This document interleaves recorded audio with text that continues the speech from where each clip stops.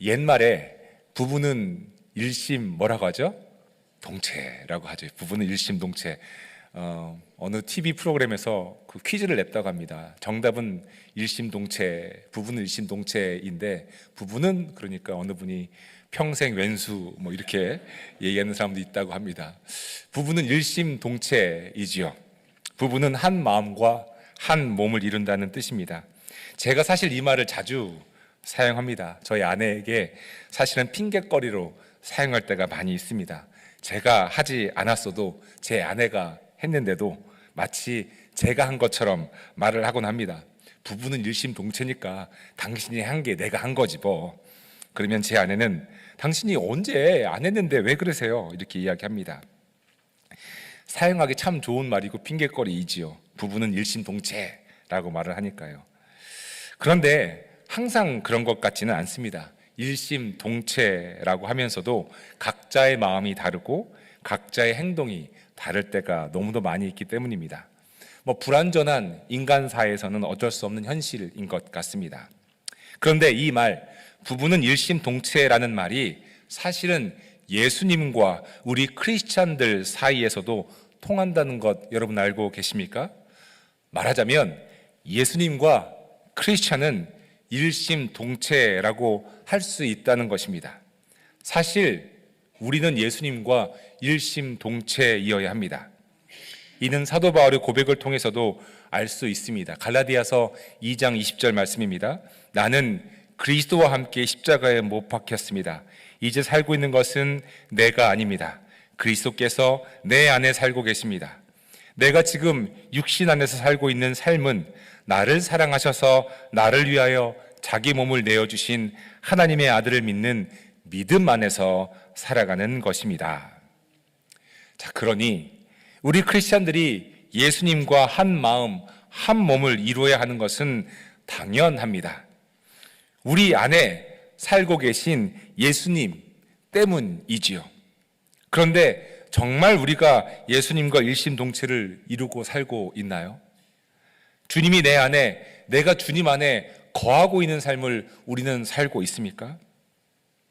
오늘 본문 말씀인 요한복음 15장 4절과 5절 말씀은 이미 많은 사람들이 알고 있는 말씀입니다. 오늘 말씀은 포도나무 가지와 포도나무의 이야기인데요. 포도나무 가지가 포도나무에 붙어 있어야 한다고 하는 너무나도 당연한 말씀입니다. 그런데 이 당연한 말씀을 왜 예수님은 하고 계시는 것일까요? 그것은 포도나무 가지 중에 포도나무에 붙어 있지 않은 가지가 있다는 것을 반증하기도 합니다. 분명 포도나무 가지인데 포도나무에 붙어 있지 않다는 것은 무엇인가 크게 잘못되었다는 것을 말합니다.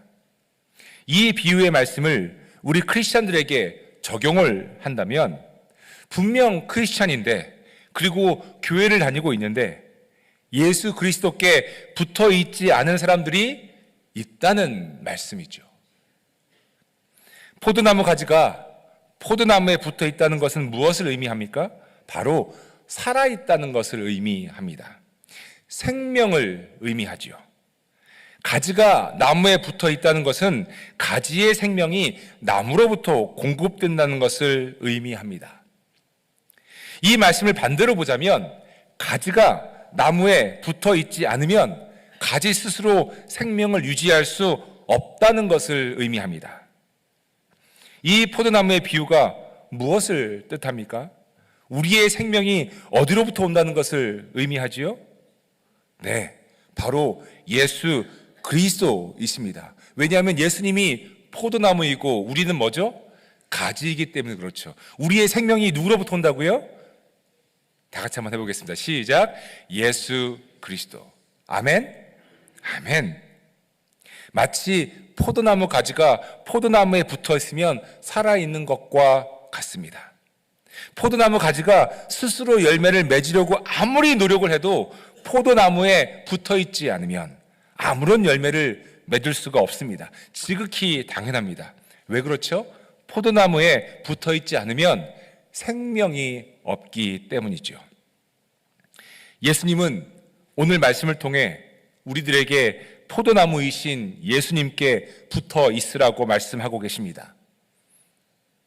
좀 빨리 나왔습니다. 주님을 떠나서는 아무것도 할 수가 없기 때문이죠. 주님을 떠나서는 뭐가 없습니까?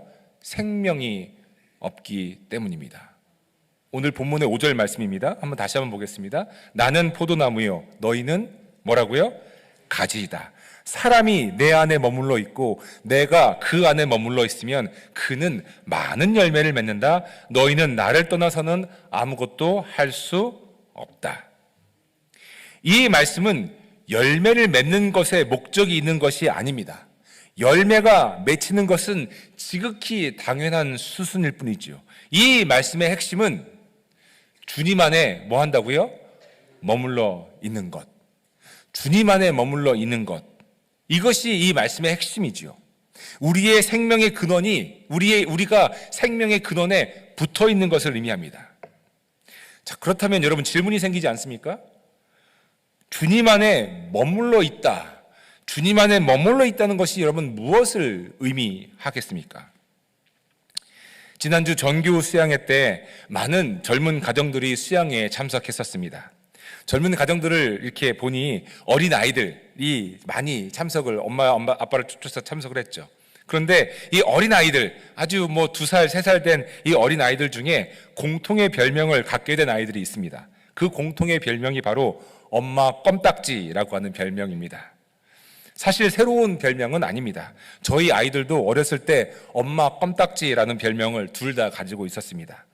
별명에서 볼 수 있듯이 어린 아이들이 엄마와 떨어지지 않고 엄마와 딱 붙어 있는 모습을 상상해 볼 수 있습니다.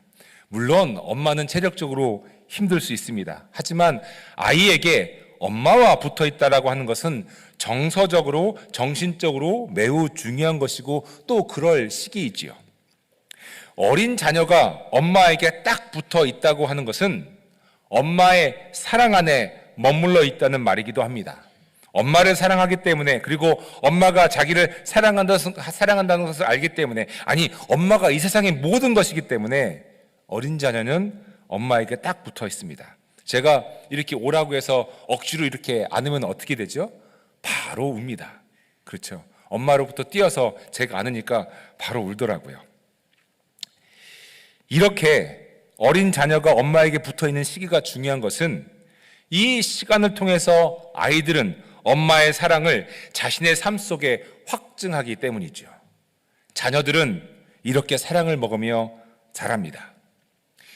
주님 안에 머물러 있는 것도 마찬가지입니다. 주님 안에 머물러 있는다는 것은 주님의 사랑 안에 머물러 있다는 것과 같죠. 주님은 이렇게 말씀하십니다.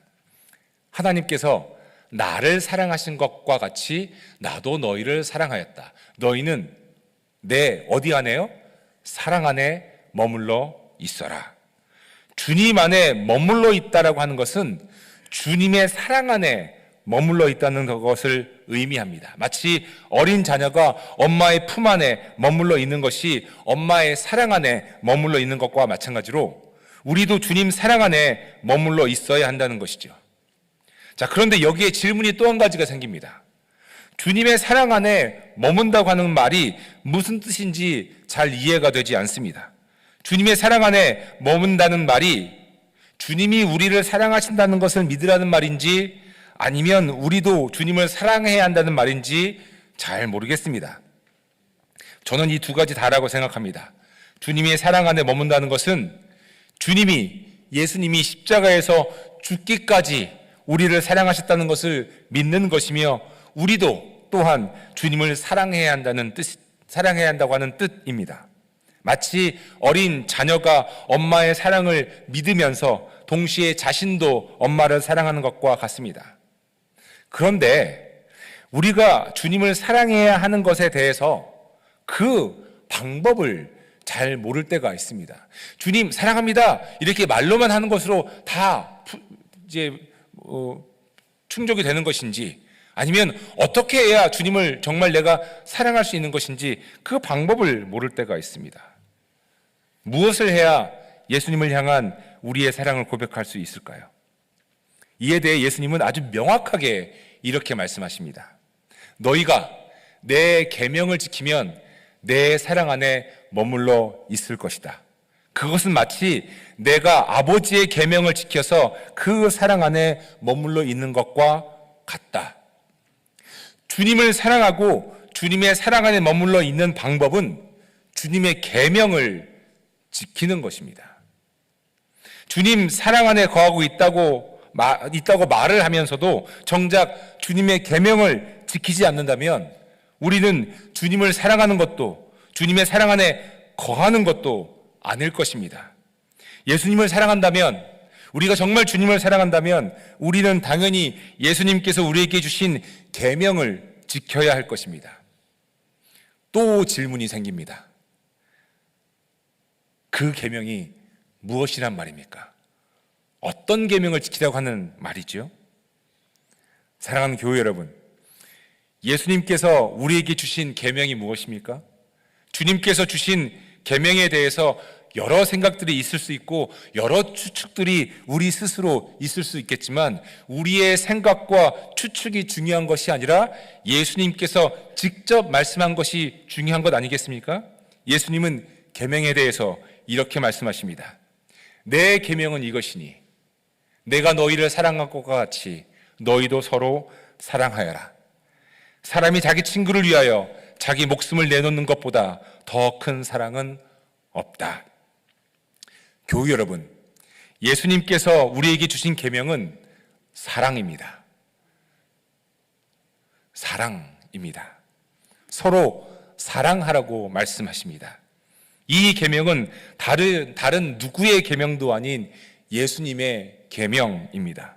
분명히 주님은 내 계명은 이것이다 말씀하시면서 서로 사랑하라고 말씀하십니다.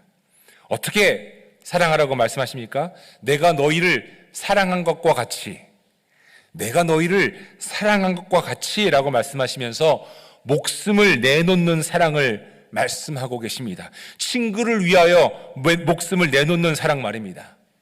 남아있는 것을 나누어 주는 사랑이 아니라, 여분의 것을 나누어 주는 사랑이 아니라 하나밖에 없는 내 목숨까지도 내놓고 사랑할 수 있는 그 사랑 말입니다. 오늘 본문 말씀을 정리해 보면 이렇습니다. 서로 사랑하라는 것이 주님의 계명이고 서로 사랑하라고 하신 주님의 계명을 지키는 것이 주님의 사랑 안에 머무는 방법이고, 예수님은 이것이 내 안에 거하는 것이라고 가르쳐주고 있는 것이죠. 즉 서로 사랑하는 것이 주님 안에 머무는 방법이라고 하는 것입니다. 주님께서는 분명히 우리에게 서로 사랑하라고 말씀하십니다.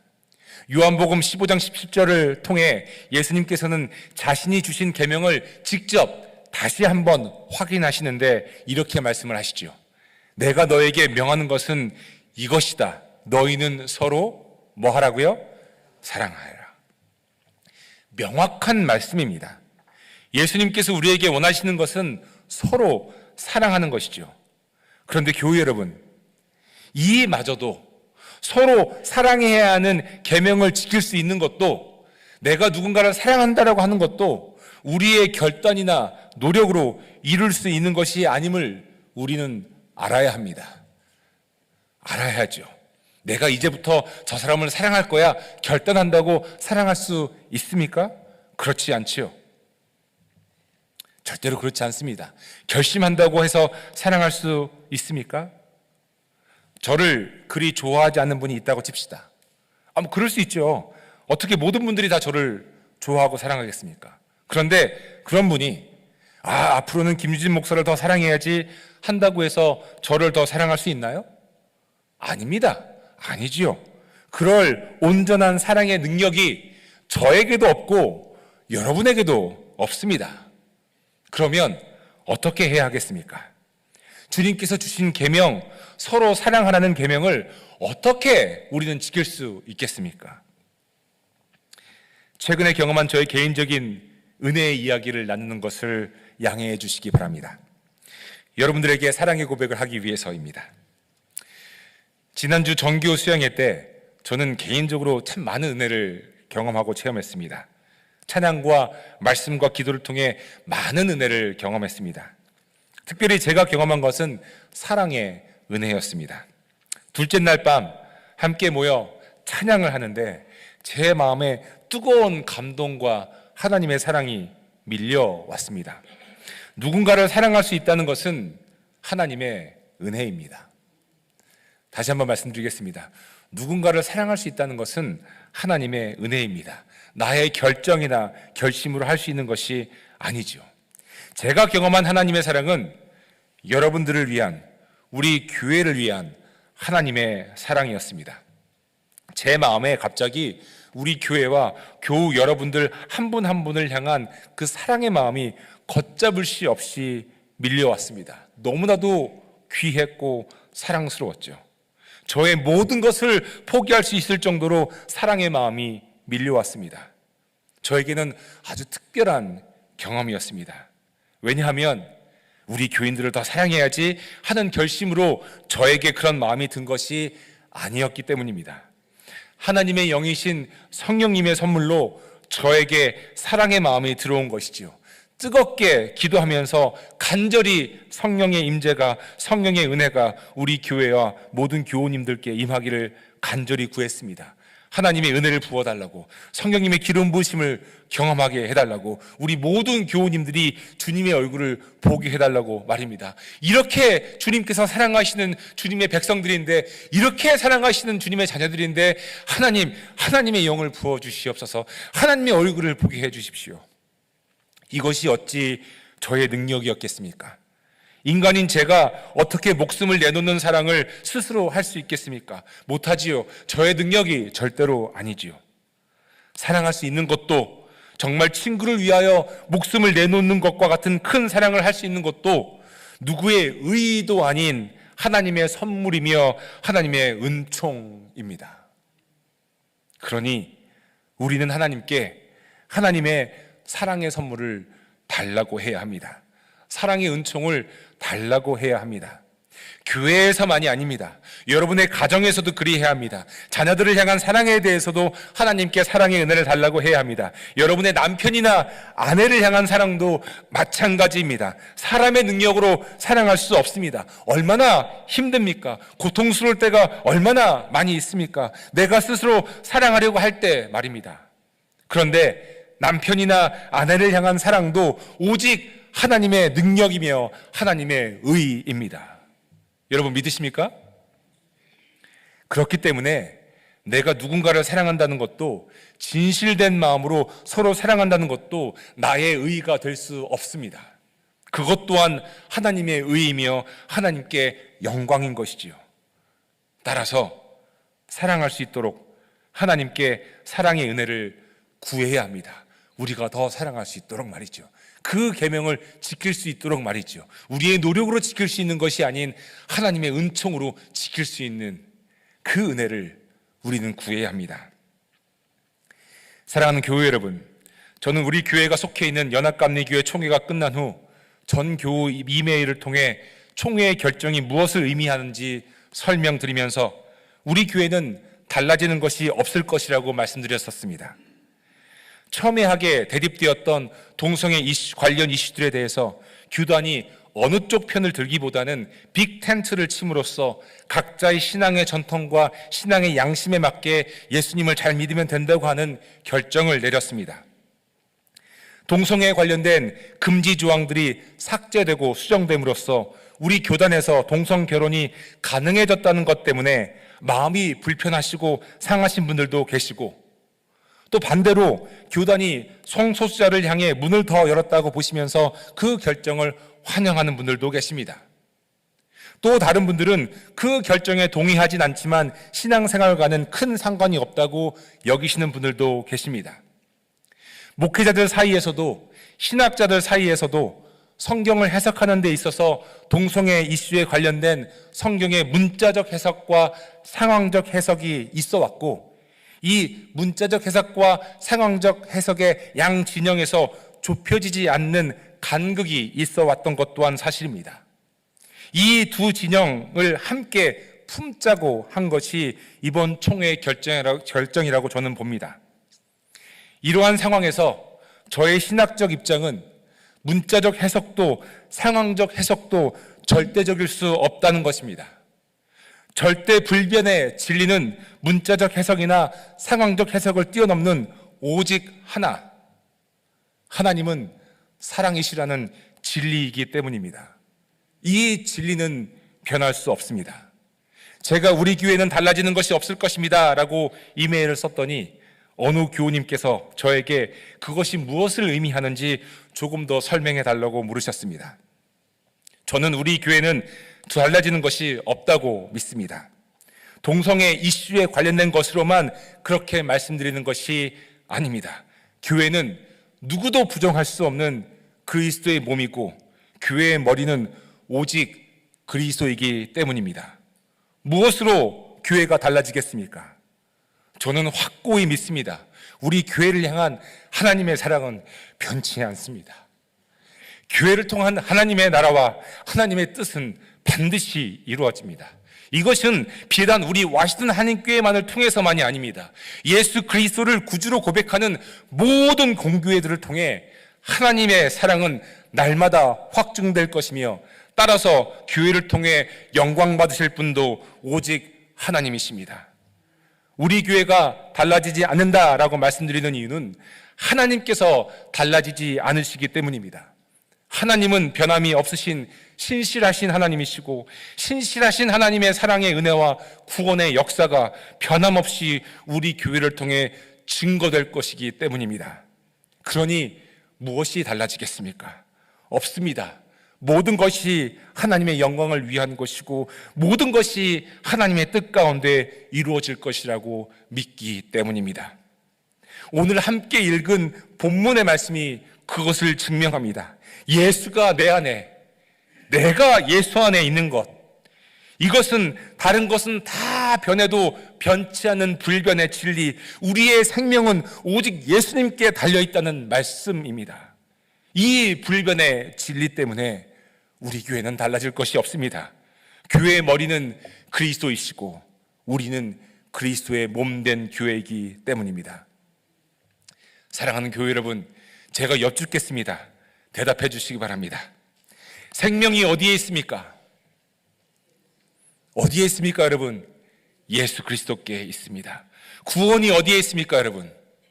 입술로 고백하십시오. 예수 그리스도께 있습니다. 예수를 떠나서는 살 수 없습니다.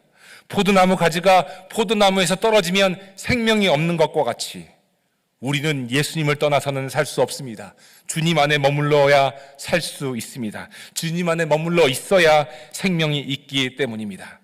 그런데 어떻게 주님 안에 머물러 있을 수 있겠습니까? 주님 안에 머물러 있는 것은 요한복음 15장에 나오는 말씀처럼 주님의 사랑 안에 머물러 있는 것을 의미하고, 주님의 사랑 안에 머물러 있다고 하는 것은 주님의 계명을 지키는 것을 의미하고, 주님의 계명을 지킨다고 하는 것은 서로 사랑하는 것을 의미합니다.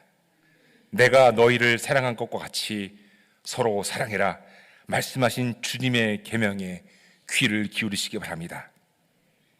따라서 어떻다는 것입니까? 우리가 서로 사랑하면 우리는 주님 안에 머물러 있는 것이고, 그렇기 때문에 우리가 서로 사랑하면 주님 안에 머물러 있기 때문에 우리 안에 생명이 있는 것이지요. 생명이 있는 포도나무 가지가 되는 것이죠. 생명이 있는 포도나무 가지는 어떻게 됩니까? 열매를 맺습니다. 생명의 열매를 맺습니다. 그것이 누구의 의입니까? 포도나무 가지의 의입니까? 포도나무의 의입니까? 네, 포도나무의 의이지요. 예수님의 의입니다. 이제 말씀을 정리하고자 합니다. 사랑하는 교회 여러분, 예수님이 우리 안에, 우리가 예수님 안에 머물기 위해서는 다른 것 없습니다. 주님께서 주신 계명을 지키면 됩니다.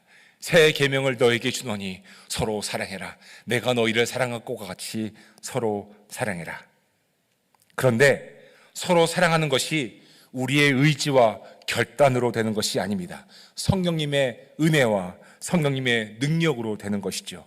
그러니 교회 여러분, 하나님께 성령의 은혜와 능력을 달라고 기도해야 합니다. 우리 교회에, 우리 가정에, 우리 사업체에 성령님의 은혜와 능력을 달라고 기도해야 합니다. 서로 사랑할 수 있도록 말이죠.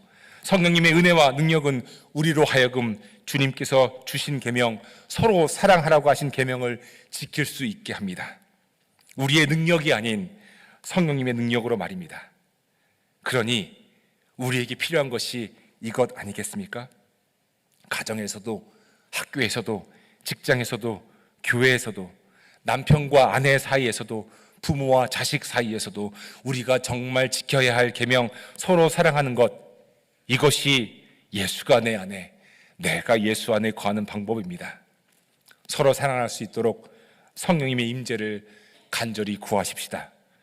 여러분의 가정에, 우리의 교회에, 직장과 사업체에 성령님의 임재가 가득하기를, 그래서 서로 사랑하라 말씀하신 가장 큰 계명을 지킬 수 있는 은혜가 우리에게 임하기를, 그래서 포도나무 가지가 포도나무에 붙어 있으면 참 생명을 경험하는 것처럼 우리도 주님 안에서 생명의 능력을 경험하고 생명이 회복되는 은혜를 모두 경험하게 되기를. 특별히 아프신 분들, 우리 교회 교우분들 기도하면서 말할 수 없이 아프신 분들, 당장 어떻게 될지 몰라서 그 상황 속에 계신 분들, 또 그런 가족을 두고 계신 분들 계시지 않습니까? 이 땅에서의 생명이 어떻게 될지는 아무도 모르지만 확실히 믿는 건 우리가 예수님께 붙어 있으면 우리에게는 생명이 있습니다. 저는 우리 교회에 생명이 있다고 믿습니다. 우리 가정에 생명이 있다고 믿습니다. 아프신 분들, 아픈 자녀를 두신 분들에게도 동일합니다. 예수님께 붙어 있으면 생명이 있습니다.